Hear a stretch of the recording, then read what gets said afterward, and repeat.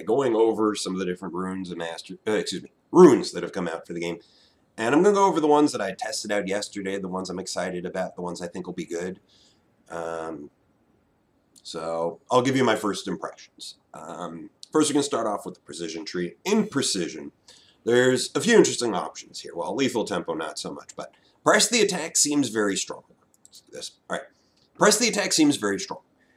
It makes it so that consecutive basic attacks deal bonus damage and makes the enemy vulnerable. Which is, and it's really nice that it gives you extra damage on hit. And it's also interesting, I noticed that now, that the damage it deals is adaptive. So, say if you got press the attack on Kale, you'd get extra magic damage. It's interesting. Or Azir, I'm guessing, would also be another one of those options. But press the attack is nice, because on Urgot, you land your Q, you pop your W, within 1 second, you will get the press the attack bonus, and each and every consecutive basic attack will deal bonus damage, and make the target take an extra 12%. I used it yesterday, it seems strong. I just really personally don't think Urgot needs more damage, so I'm probably going to pass on press the attack, but it is, there's something to note here is that it increases the target's damage taken from all sources by 12%. So in a team fight, if you're acting as the front line against the enemies engage, if they come at you, you start off with your press the attack, and then your back line does more damage to their tanks. So this could be a very viable option in a lot of cases. Lethal tempo, completely useless because it gives you attacks, but not completely useless. But the point is, on Urgot, you don't get benefit from your W on attack speed, so you really don't want lethal tempo. Fleet footwork. It's just like Warlord's Bloodlust, so I love it. I think it's great, but this is going to be like a comfort pick. I'm not sure if this is what I'm going to want to do, because in the end, yes, I'm used to this. It's great. It works exactly the way Warlord's Bloodlust did. But there's some new stuff, so I'm going to be trying it all out. Yeah, let's go over... Yeah, we'll just go over all the runes at first. We'll go over stage by stage. So, under the secondaries, there's Overheal, which is a very interesting option. Especially if you're going Warlord's Bloodlust. Because with Cull, with Duran's Blade, Overheal will likely actually be useful for you. Because you're going to be healing so much, you can actually generate a shield on top of it. It's not bad, but the thing is, once you sell your Cull and your Duran's Blade, you're only healing from press the attack, so Overheal is only really useful at that point if you have a Soraka, and that Soraka knows that that's kind of your plan, and, well, how often is that going to be? Then there is Triumph, which is not great. It's, if you get a kill, you heal some of your life and you get extra gold.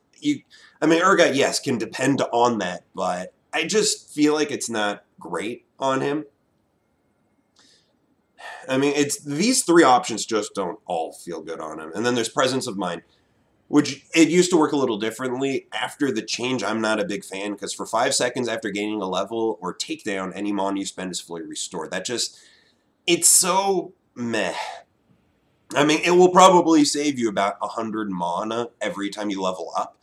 But that's only if you really pay attention to that. I mean, if you level up and then don't get to use any abilities or don't find an opportunity to trade or something, I don't know. I just don't feel like Presence of Mind is great. Though of all three options, this one is probably the most useful, because mana, especially in the early game, is a big deal for Urgot. In the late game, well, you'll be fine. But in the early and mid-game Presence of Mind, especially during the laning phase, this could be really good.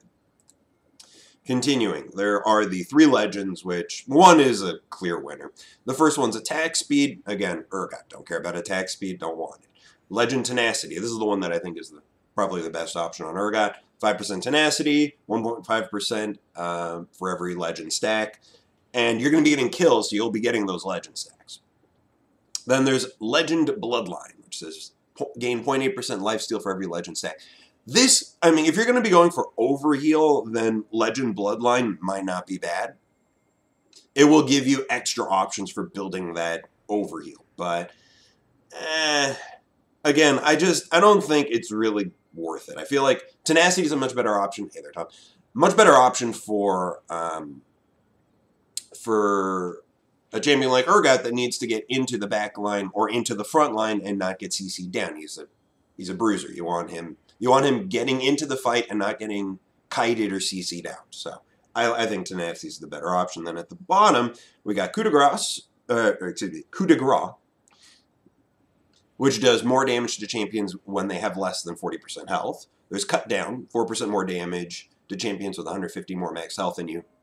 You're Urgot, you're going to be building tanky. This is not what you want. And Last Stand, which is 5 to 12% increased damage to champions while you're below 60% health. Of these options, I feel like Coup de Grace is probably the best case because you want to execute your targets. You want to get your target down to below 25% health. So when they hit that critical 40% threshold, if you're getting extra damage off, you're more likely to get your ult off. So I really like Coup de Grace. It gets you to, I can't tell you how many times I've been off by like 10 or 20 health and damage from getting somebody to get eaten by my ultimate. So Coup de Grace just seems like a natural choice. So that's the precision tree. Domination tree. So here, there's some interesting options. Electrocute right now is apparently really strong. I didn't really notice it myself, but everybody's saying it. If it actually is that strong, then Urgot can use it easily because you hit your Q, you pop your W, 3 shots, there, done. No problem. You now have got your Electrocute proc up. I don't really see the point on Urgot, so it's not likely that I'm going to do it. Predator. Now, Predator's an interesting choice. Gives you extra movement speed out of combat for 15 seconds, and it's a massive boost in movement speed. 45% is huge. And Urgot always has mobility issues. It's the reason why I run Ghost on him, and this gives you a Ghost every 180 to 120 seconds, so that's nice. Thing is, I don't see a reason to ever take Predator in the laning phase, unless, of course, your jungle Urgot, in which case, absolutely. I think Predator will be what I will take as jungle Urgot because it will give you a second Ghost. And that's just nice. You only need to get within range. Once you get within range, all of your abilities apply slows and CCs, so you don't care that the movement speed drops off the moment you use an ability or attack somebody. And then there's Dark Harvest. Now this one is interesting. This is one I need to do a bit more experimentation on, but basically, whenever you kill a champion, large minion, or large monster, it drops a soul. The souls are worth different amounts. I think champions are 6, large souls are 4, and monsters are 2, actually it says at the bottom. And each time you pick up one of those souls, the next auto attack on a champion or structure consumes the charges and deals bonus damage, which is nice. Now, the reason why I was looking at this one on Urgot, every time there's a cannon wave, which is every 1.5 minutes until 20 minutes, then every minute until 40 minutes, and then every 30 seconds from then on. And thank you, Don Killer. I appreciate that you say that. Thank you. So every 1.5 minutes, then 30 seconds, a canyon wave spawns. And I tried Dark Harvest out yesterday and came out with some interesting results. What would happen is when the cannon wave showed up, I would push aggressively to get that cannon. The moment it went down, then I would try and get some damage off on the enemy champion. You notice the burst, the Dark Harvest. The burst that it gives you is nice. And then I wait for his cannon to go down and do it again. Because you can do it twice in that case. It's a lot of extra damage. I'm not sure, though, if every 1.5 minutes getting 2 bursts of damage is really worth investing in Dark Harvest. I need to experiment with it more. But the other nice part is when you get a kill on an enemy champion, it also gives you a Dark Harvest, and that happened in that game as well, where in a big team fight, I start off with a Dark Harvest proc, my target goes down, and then I get another Dark Harvest proc on the next guy. It gives you the ability to just sweep a team. I bet Dark Harvest would be fantastic on champions like Yi, because he is built to clean up, and Katarina as well. I imagine both of these champions would love it. Although Katarina probably less, but Yi, Dark Harvest would probably be amazing. But yeah, I think Predator and Dark Harvest are both options to look at for Urgot. Predator if you're jungle, Dark Harvest if you're laning, but I need to practice it more. I need to see how good it really is. Then there is Cheap Shot, which is cool. Every 4 seconds, using a impairing effect will do bonus true damage. And Urgot, your Q and your E, both of them do that. And your ultimate as well. So all three of those things would activate it. It's nice. I'm not sure it's the one I'd pick because there's also Taste of Blood. Heal you when you damage an enemy champion. It's a decent amount of healing. Thank you very much again, Dawn Killer. So this Taste of Blood would allow you, anytime you trade with your Warlord's Blood, I guess you wouldn't be going Warlord's Bloodlust in this case, because this tree, although you could always take Domination secondary. But, I mean, the extra healing is really nice. And then there's also Sudden Impact after exiting cell using a dash, leap, blink, or whatever. You get an extra 10 lethality. Like, all three of these are actually great options for Urgot. The Sudden Impact, anytime you use your E, you get 10 lethality for 5 seconds. That's really good. That's a lot of extra burst. Especially if you hit a squishy with your E, they're just going to melt. 10 lethality doesn't sound like much, but it's a lot. Tracking. The different ward things. So there's Zombie Ward, where after killing a ward, a friendly zombie ward is raised in its place. It's interesting, but I don't tend to get the red trinkets. Well, Donko, that's the point of what I'm doing right now. I'm actually creating a video that I'll post on my YouTube, going over all the runes and what I will likely be doing. So that will happen, but I'm trying to get through this first. So, Zombie Ward, when you kill a ward, you get a new ward. Ghost Poro, if you stand in a brush for 1.5 seconds, it leaves a Poro. I like this one. It's really cool. The only problem with the Ghost Poro is that occasionally you like sitting in brushes to ambush people, and you'd like the Poro to be in a different brush to give you a little bit of extra vision, but you can't control that. The Ghost Poro has no cooldown, so, I guess it has a 3-second cooldown, so that's literally nothing. But I still think it's great. You drop it gives you essentially what acts as a second ward on demand, and it stays there until somebody shows up. So it's just really nice. And then there's eyeball collections. Collect eyeballs, champions, a Bunkalina collection of 20 eyeballs, initially gain an active bonus of 6 attack damage. So as you kill wards, you get eyeballs. I don't know. And then Hunter runes. There's Ravenous Hunter, which heals you for percent of the damage dealt of your abilities, which is nice. This is the one I think is the ideal option on Urgot, because your passive is an ability. Although it doesn't seem to work that way for Kleptomancy. I'll get to that later. Ravenous Hunter is just, it's nice. Again, you only get a third of the healing because it's an AoE ability. You're passive, but Ravenous Hunter is still fantastic because more healing is good, right? You run Taste of Blood with Ravenous Hunter, you're going to be healing nicely. There's Ingenious Hunter, which gives active item cooldown reduction, which at first doesn't sound that great, but when you keep in mind that Righteous Glory is such a nice item on Urgot, it doesn't look as bad, but in the end, you're not going to be getting that many active items. You're going to get Righteous Glory as your second or third completed item, so it's already far into the game. This, I feel like, is just better for supports. Relentless Hunter, gain out-of-combat movement speed plus 8 per bounty hunter stack. I mean, again, this is also nice, but out-of-combat speed, you need the speed in combat, so I'm not enthusiastic. I think Ravenous Hunter's the best choice. Moving on to the next tree, Sorcery. Now, this is an interesting tree. I like this tree a lot. There's Summon Airy, which seems to be an interesting option. I haven't tried it on Urgot yet. I'll probably need to, but it says your attacks and abilities send Airy to a target, damaging enemies or shielding allies. Airy cannot be sent out again until she returns to you. So apparently the time it takes for her to return is about 4 seconds. I don't know. And it's extra damage. It's not terrible, I guess. There is Comet, which I don't think I'd ever use. It's so difficult to land if you don't have some good hard CC. Otherwise, it just flies out there and chances are it'll likely miss. And then there's Phase Rush, which is another one that I'm probably going to want to try on Urgot at some point, because again, my thoughts on Urgot is you do not need more damage. Urgot has plenty. The big issue here is that Phase Rush additionally gains 75% slow resistance for the duration. Urgot is a melee. I think that's the main reason why I will not actually use it, because Urgot should count. Urgot should count because his range is that short.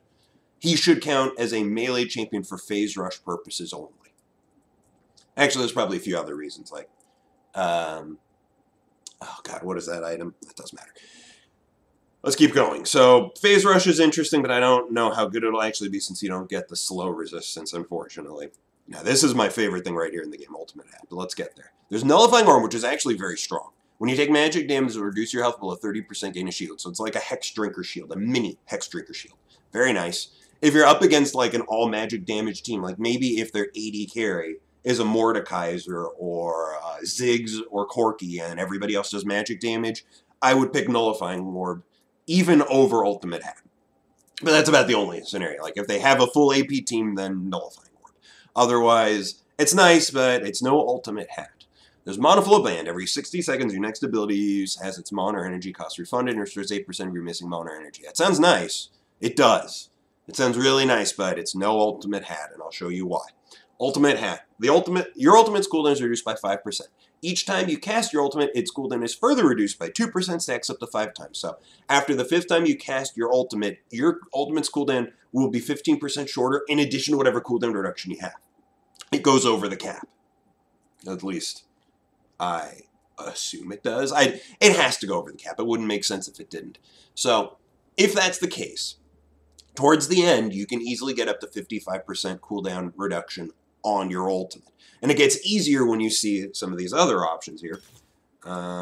There is Transcendence, which gives you 10% cooldown reduction when you reach level 10, and any excess cooldown reduction becomes extra physical damage. Which is really nice, because on Urgot, I find myself quite frequently getting to 50 or 60% cooldown reduction. This just makes it so that the excess is good, and it gets you to that 40% earlier, which is very nice, because each of your abilities is valuable. You're more ability-based than the most champions in League, so very good. There is Celerity. Gain 4% increased movement speed, add 8% of your bonus movement speed to your AP or AD. This is not bad. Extra movement speed on Urgot. Again, Urgot's mobility is a big deal, so Celerity is not a bad option. Then there's Absolute Focus. Up 70% health, gain an adaptive bonus of up to 24 attack damage or 40 ability power, which isn't bad on Urgot because you're tank, you're big, you will almost always have that bonus until like deep in a team fight, but you don't need more damage, so I still don't think it's worth it. Like, Transcendence or Celerity both sound great. I would pick Transcendence most of the time, I think. Then there's Power. Scorch, really good on Urgot. Because, I mean, it's easy to land your Q, and every 20 seconds you just get a nice burst of extra magic. I mean, it's magic damage, which is something Urgot doesn't normally do. So if your opponent's building resistances against you, it's a little extra bonus damage. I don't think Scorch is worth taking if you only get 2 options, like Ultimate Hat and Transcendence would be the one I'd take if I'm doing it as a secondary, which is what I have been doing lately. Then I wouldn't be taking Scorch. There's Water Walking, which I guess if you're jungler or if you are an assassin, this is a fantastic choice, but not on Urgot. It's movement speed while you're in the river and extra damage while in the river, and it just makes no sense for Urgot. And then there's Gathering Storm, which is one I looked at, which is the longer the game goes on, the more adaptive power you get. And this sounds nice because Urgot hits his strongest power point at 13 and just gets stronger with time. And Gathering Storm would ensure that you do that, but I just feel like there's better options. You don't want to depend on making it to the late game. You'd rather have some extra early game power. Although 10 minutes getting an extra 580, yeah, that's nothing. Although at 15 minutes getting an extra 72 is significant. So, yeah, again, the longer the game goes on, the better that is, but I'm not a fan. There's Resolve. So Grasp of the Undying, same thing as it was before, not good on Urgot.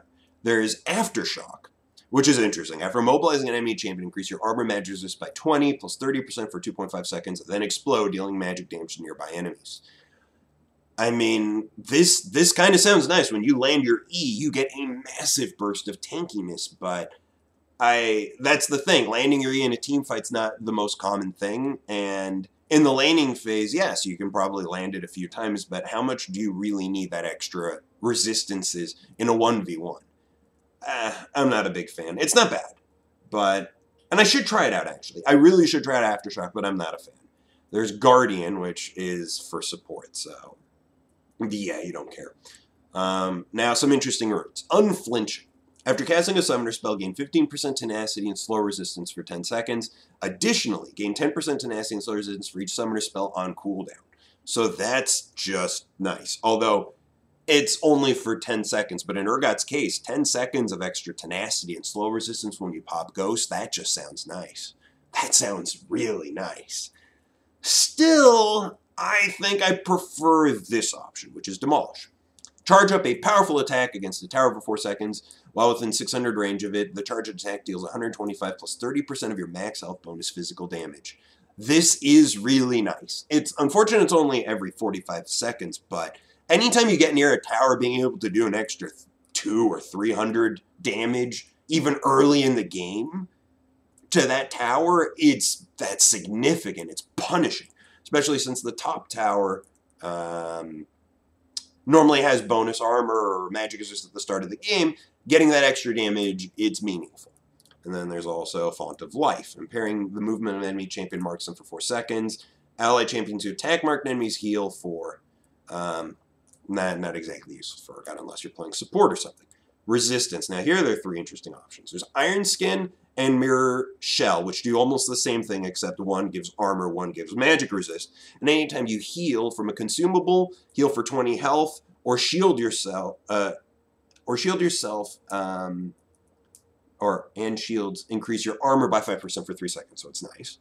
And it's the exact same thing for Mirror Shell, except for magic resist. And then there's conditioning. After 10 minutes, gain 8 armor, 8 magic resist, increase your armor magic resist by 5%. Now, normally magic damage isn't your biggest fear on Urgot, so I would probably stick with Iron Skin. Because towards the end of the game, the biggest damage threat for you will almost always be the 80 carry. So if I had to pick any one of these 3, it would be Iron Skin. And then under Vitality, there's Overgrowth, which sounds awesome. Permanently gain 0.2% maximum health for every 8 monsters or enemy minions that die near you. That sounds nice. That every 40 monsters, you get 1% of your max health just bonus for free. That sounds nice. It does. I just worry that by the time it kicks in, it really won't mean that much. Because think about it this way. When you make it to, say, 200 minions killed, that's 5% bonus max life. How much is that really? If you're at, say, 2k health, 5% really isn't that much. It's, what is that, 100 life? 100 extra life, that'll help you survive an extra auto attack, but it won't allow you to survive an extra ability. So I don't like Overgrowth because it just seems too small. If the game went on long enough, maybe. But yeah. There's Revitalize, which heals and shields are 5% strong and increased by an additional 10% on targets below 40% health. This isn't bad, because you have shields, and your shield can get pretty huge. Additionally, in the beginning, you also have Cull and maybe Duran's Blade, so you'll have even more healing from that. So Revitalize is actually a decent option on Urgot. And then there's Second Wind. After taking damage from an enemy champion, heal for 4% of your missing health, plus 6 over 10 seconds. That's not bad. That's a lot of healing. Like, this feels so much better than Overgrowth. Just, like, the effective health it will give you, I feel like over the course of the game it will be a lot more than what Overgrowth gives you. But enough of that. Let's go to the final tree, Inspiration. Now, this is the big surprise for me, is this is the tree I'm going to be likely using a lot of today. There is Unsealed Spellbook, which I get it if you're a jungler or maybe as a bot laner, that this is something that you can then swap out your summoner spells, and that sounds useful, but I don't see a reason to ever get it on Urgot. Unless, say, you want to start the laning phase with Ghost Flash, and then swap over to teleport later, or something like that. I just don't see a purpose of this on Urgot. Another interesting option is if you're going jungle Urgot, just get like one part of the jungle item, don't even go for Cinder Hulk. Just get the machete or whatever. And then once you feel like you're strong enough to just clear the jungle on your own, swap out Smite. Take something else. I just don't think this would ever be a worthwhile choice on Urgot. Glacial Augment is very interesting. It basically gives you a mini Frozen Mallet. Not exactly, because it says basic attack enchantment slows them for 2 seconds. It increases in strength over its duration. But it has a cooldown of 7 to 4 seconds per unit. So it's interesting. So you fire at one enemy champion, it starts a cooldown on them. It hits them with a slow. The slow lasts 2 seconds, and then it goes on a cooldown and you cancel them again for 7 to 4 seconds. However, if you shoot that guy and then shoot another one, that guy has its own timer. So you can just slow people down on the enemy team if you direct your auto attacks. But that's not what you want to do with Urgot. You want to get within range, slow them down, and murder them. So this isn't a bad option. It essentially gives you a mini Frozen Hammer. It's not amazing because, again, you're a range champion, so the slows by up to 20 to 40%. And you see that. Up to. it means early on 20% isn't what it will slow them for. It will slow them for less than that and eventually get to 20%, because that's what it says. Attacking champion slows them for 2 seconds, slow increase in strength over its duration. So at first, it slows them for very little, then slows them to 20%. It doesn't sound great.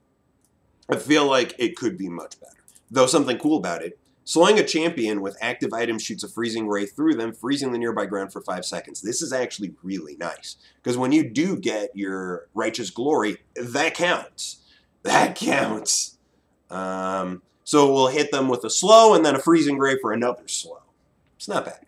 I still don't think this is the option. I think Kleptomancy is. Now, Kleptomancy is a very interesting thing here. Hold on. I want to bring this up.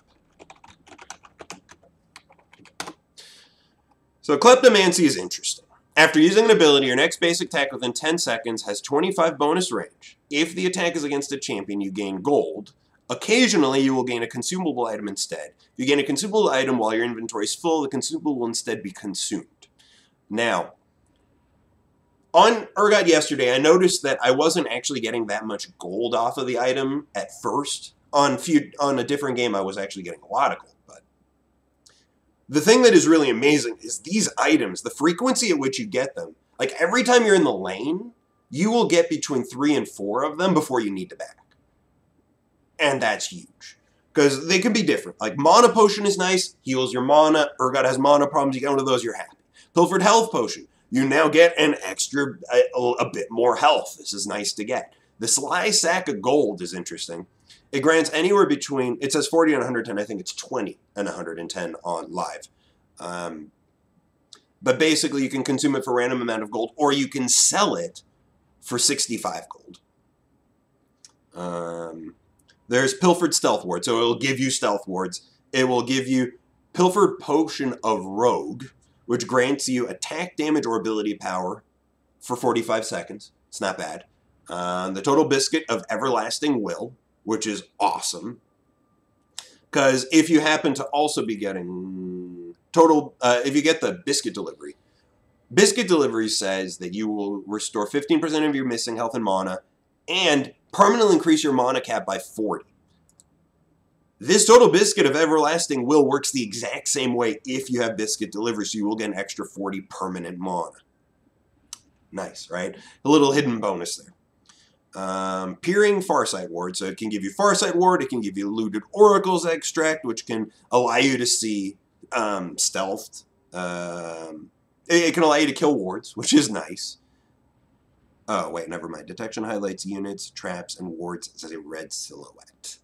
Never mind. Control Ward. Getting free Control Wards, that's nice. Travel Size Elixir of Iron Sorcerer Wrath. These give you similar bonuses. Can stack with other travel size elixirs. Oh, that's interesting. So you can actually have all 3 of these running at once.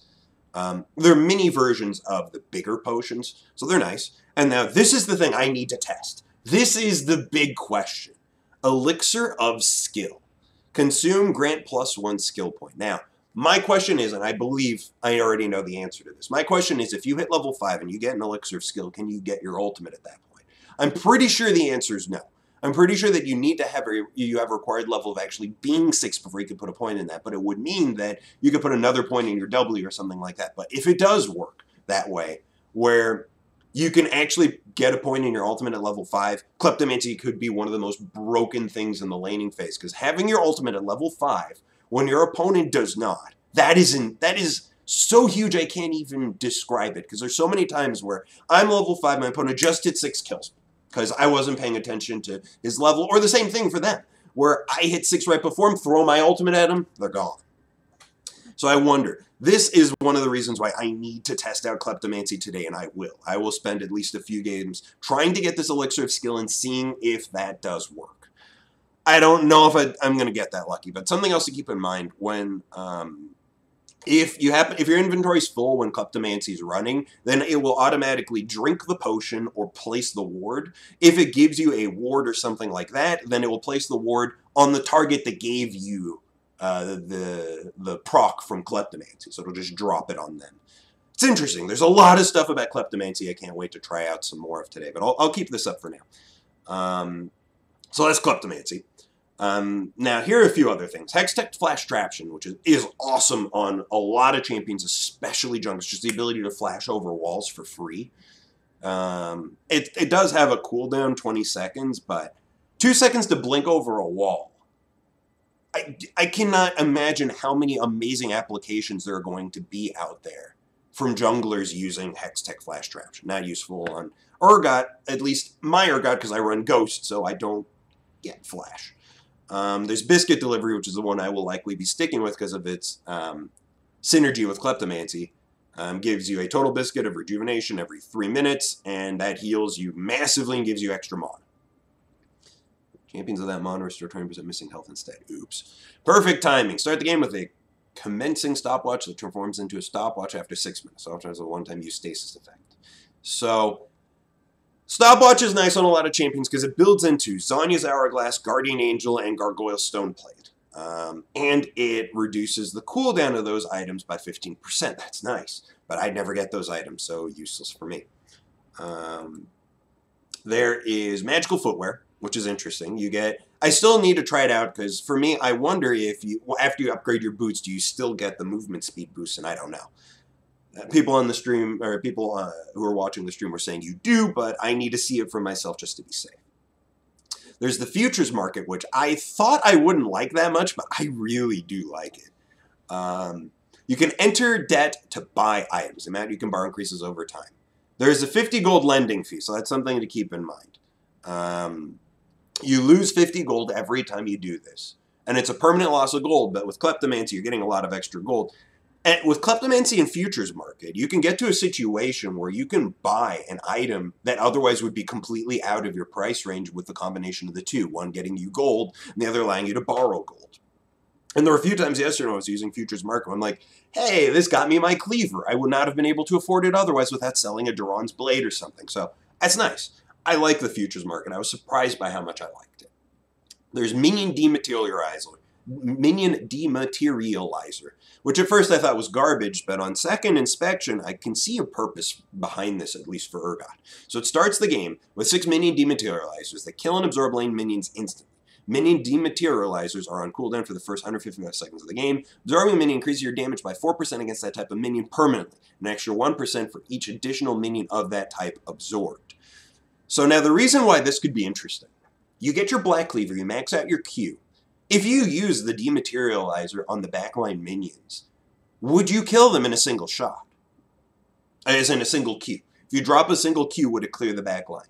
The bigger question is, would it matter at all? Would you care? I don't know. I don't think this is a really great option. But it's one to keep in mind, because it could make it much easier to push out waves. Just how much do you care to push out waves? I'd much rather get extra gold when I need it. That sounds really nice. And then there's this last one, a Cosmic Insight. That is my favorite in this particular tree. 5% cooldown reduction and max cooldown reduction.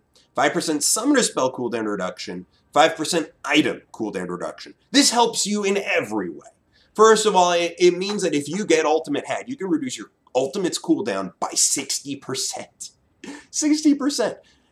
That is absurd. And I'm sure there's a bunch of champions out there that with a 60% reduction in their Ultimate's cooldown would just go nuts. And I don't have the creativity. Cho'Gath?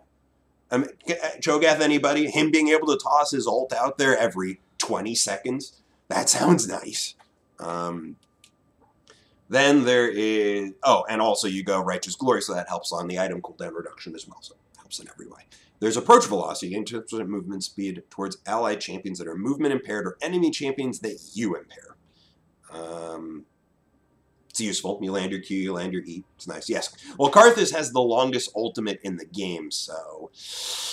Not sure 60% cooldown reduction means this... Well, I guess from a grand standpoint, it means the most, because it reduces the most time, but will you really feel it? I don't know. Like Mundo's ultimate. You reduce his ultimate from a 60-second cooldown, I think, at rank 3, down to a 24-second cooldown or something like that.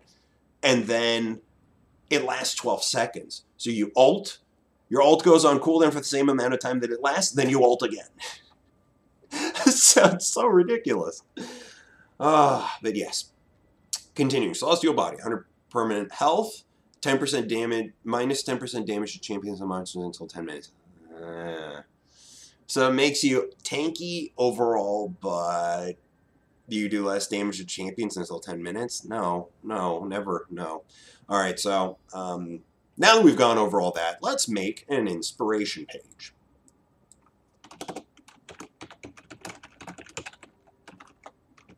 Urgot the Thief 1.0. So we're going to take Kleptomancy, Biscuit Delivery, Futures Market, and Cosmic Insight. And then, I can't help myself, I'm going to have to probably take Sorcery the vast majority of the time because there's one skill I just can't get past, and it's Ultimate Hack. This ability is too good! I feel like this is one of the two strongest, and the other strongest one I really feel like is Cosmic Insight. It's okay. There are actually a lot of really good runes out there, so maybe I'm wrong on saying these two are the best. There probably are others that are equally good, just maybe not for Urgot. And I think we'll also go for Transcendence because I love it. And this just feels like a great page to me right here. You get a lot of early game power with the extra potions you're going to be getting from Kleptomancy and Biscuit Delivery. You get the Futures Market, so when you do go back with all your extra gold, you're going to be, you'll be able to spend even more to come out with bigger upgrades to get you to your power spikes faster. You have Cosmic Insight, which just helps all together. You get the Sorcery, which will give you 20% increased potion elixir duration, which is nice because, again, Kleptomancy, Biscuit Delivery. And it gives you raw attack damage, which is just extra AD. That's awesome. There's Ultimate Hat, which reduces your ultimate cooldown. And then there's Transcendence, which reduces your cooldown at level 10. And then excess cooldown becomes more damage. So you're getting everything. You're getting damage. You're getting lane presence. You're getting late game power because you're getting to your items earlier. I really like this setup. I don't know if it's worth it over Warlord's Bloodlust, but here we go. Let's do some games.